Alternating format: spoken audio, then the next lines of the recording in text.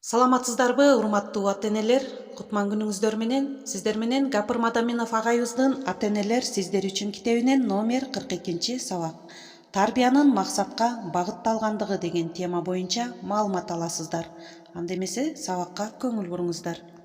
6. Балдардын өз алдынчалыгын, демилгесин, аң сезимдерин, иш аракетин колдоп, баалап тарбиялоо.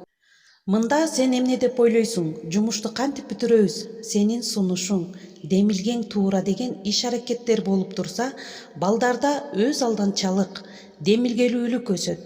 Көбүнчөсү ата-энелердин катачылыктары дагы бар бул жерде. Кошо айта кетсек, мисалы кээ бир ата-энелер мен айттым, менин айтканым болот деген принципти көп айтышат. Демек, бул өтө зыян экен, балдардын өсүшүнө тоскоолдук берет. 7. Үлгү көрсөтүү. Үлгүлүү мисалдарга таянуу, ата-эненин жеке өздөрүнүн үлгү болуу принциби. Демек, мында көбүнчөсү балдарда кайсы сапатты, жөндөмдүү тарбиялагыбыз келсе, биринчи кезекте ата-эне өзү ошого ээ болгон адам болуш керек. Ошол иш ыкманы көрсөтүү зарыл. Айрыкча ата-эненин өзүнүн жүрүм-туруму, пейили, сөзү, иши жөндөмдүү мисал болсо, эң сонун таасирлүү болот. Биринчи кезекте ата-эне өзү үлгү көрсөтүү зарыл экен, бул 7 принципинде. Балдарды кандай болуусун кааласак, демек биз ата-эне өзүбүз ошолорго үлгү көрсөтүүбүз зарыл. 8.